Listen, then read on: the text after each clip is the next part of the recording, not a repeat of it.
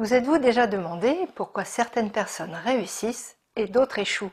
On parle souvent de motivation, de discipline, d'organisation. Mais ce n'est pas vraiment là que tout se joue. Très souvent, ce sont de petites erreurs, presque invisibles, qui sabotent nos objectifs avant même qu'on ait commencé. Et la bonne nouvelle, c'est qu'elles sont évitables. Alors, quelles sont les 7 erreurs qui sabotent vos objectifs sans que vous vous en rendiez compte? Quand vous pensez à vos propres objectifs, où se situent les premiers blocages? Aujourd'hui, j'aimerais vous partager les 7 erreurs les plus courantes qui vous empêchent de réaliser vos rêves et comment les contourner pour avancer plus facilement. Alors, quelle est la première erreur qui nous empêche d'atteindre nos objectifs? Avoir des objectifs négatifs, c'est-à-dire énoncer ce qu'on ne veut plus. Par exemple, j'arrête de stresser. Ou bien, je ne veux plus avoir peur de prendre la parole en réunion. Pourquoi ce type d'objectif est générateur de stress? Tout simplement parce que je sais ce que je ne veux plus et en parallèle, j'ai une infinité de possibilités. Résultat, mon cerveau est en mode survie car il ne sait pas ce qu'il doit faire. La solution, formuler mon idée positivement. Autrement dit, exprimer ce que je veux. Par exemple, je veux rester zen ou bien je veux exprimer mes idées, poser des questions en réunion quand je ne comprends pas. C'est déjà mieux, même si ce n'est pas encore parfait. Et cela m'amène directement à la deuxième erreur. Ne pas avoir une idée précise des étapes successives pour atteindre mon objectif final. Reprenons mon exemple précédent. Je ne veux plus avoir peur de prendre la parole en réunion. Ou bien je veux poser des questions en réunion quand je ne comprends pas. J'ai un objectif positif et pour autant, je ne sais toujours pas comment je vais m'y prendre. Or, mon cerveau n'aime pas l'inconnu. Alors, il est encore en stress. La solution? Qu'est-ce que je peux faire pour être plus détendu? Déterminer les étapes successives qui vont me permettre d'atteindre facilement mon objectif. Par exemple, j'écris ma question, je prends 3 grandes inspirations, je lève la main pour prendre la parole, je lis ma question. Franchement, en ayant une vision claire des différentes étapes, est-ce que ce n'est pas plus apaisant? Troisièmement, avoir des objectifs qui ne dépendent pas entièrement de soi. Exemple typique, garantir l'arrivée des trains à l'heure.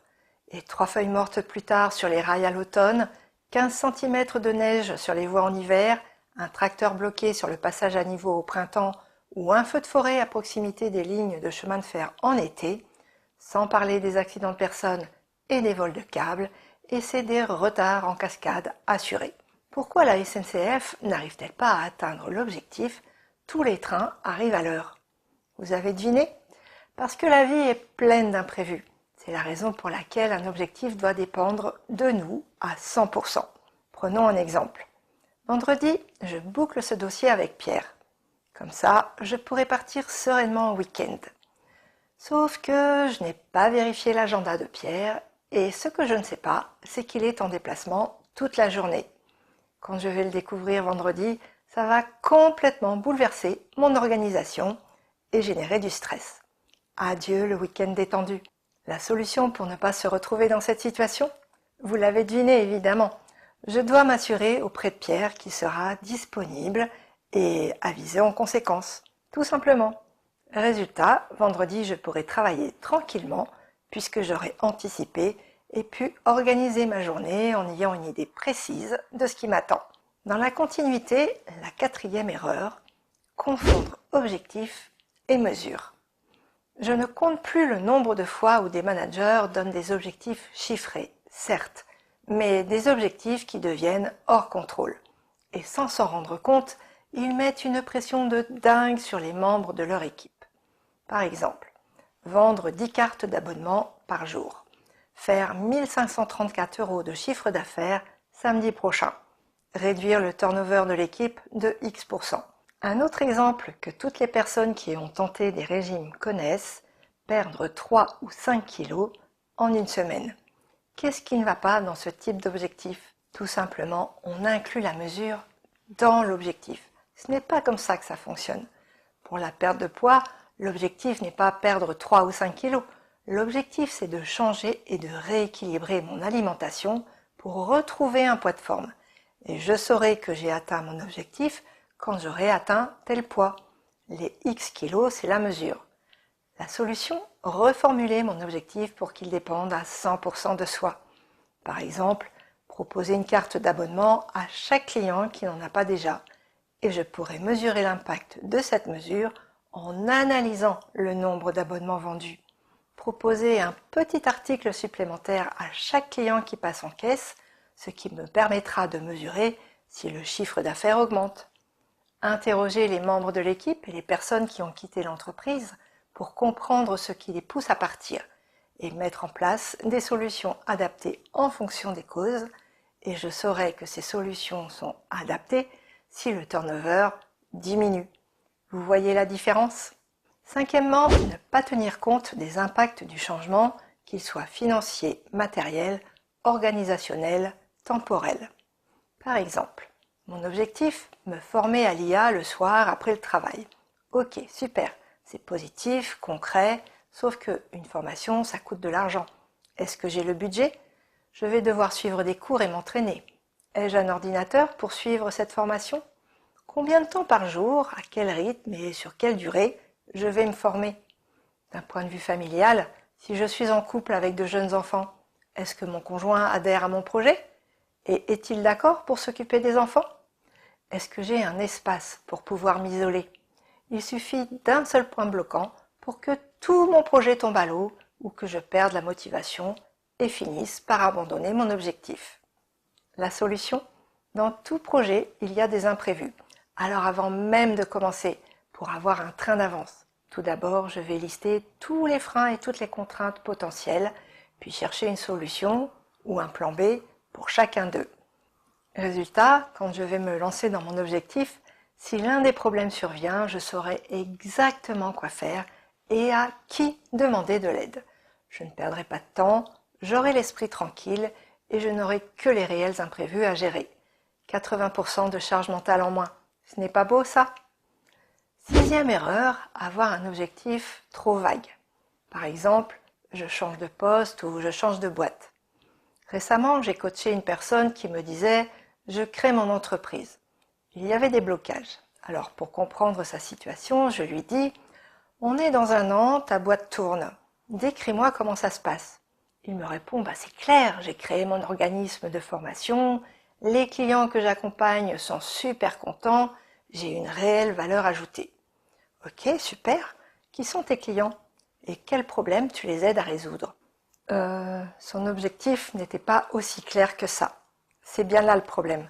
C'est que je n'ai pas encore identifié ma cible. Avoir un objectif flou vous met en stress.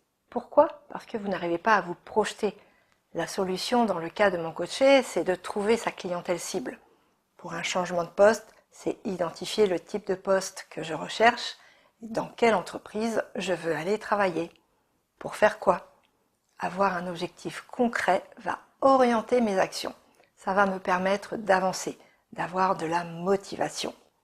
Septième et dernière erreur, ne pas savoir pourquoi on veut atteindre notre objectif. Pour rester sur l'exemple précédent, pourquoi je veux changer de poste? Imaginons, je suis chef de projet, j'ai fait le tour de la question, j'ai envie d'évoluer et je veux manager une équipe. Ce n'est pas la même chose que je travaille dans un contexte toxique et je dois partir le plus rapidement possible parce qu'il y va de ma santé mentale. Dans le premier cas, j'ai un peu de temps devant moi. Je sais précisément ce que je veux. Dans le second cas, je suis dans l'urgence. Mon objectif, c'est de fuir. C'est vital. Certes, mais pour aller où? Pour faire quoi? La solution, même dans l'urgence, il est indispensable de réfléchir à la suite. Avoir un plan bien défini.